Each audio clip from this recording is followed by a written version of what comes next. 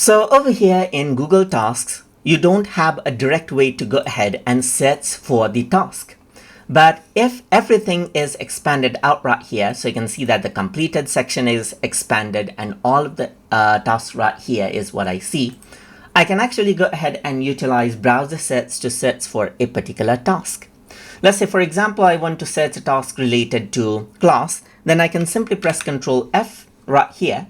And then you can go ahead and search for class, let's say, for example, and the class will be highlighted right here and allows you to go ahead and focus on that specific task.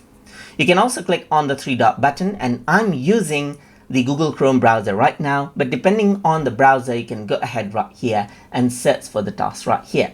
So over here, you can see that I got find and edit. So if I were to go to find right here, now you can go ahead and type in bread, let's say, for example, right here, and the bread gets highlighted right here just like this.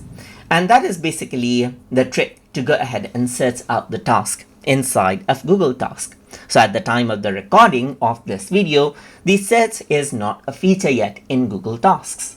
So I hope you guys learned something as always. And as always, please like, comment, share, and subscribe.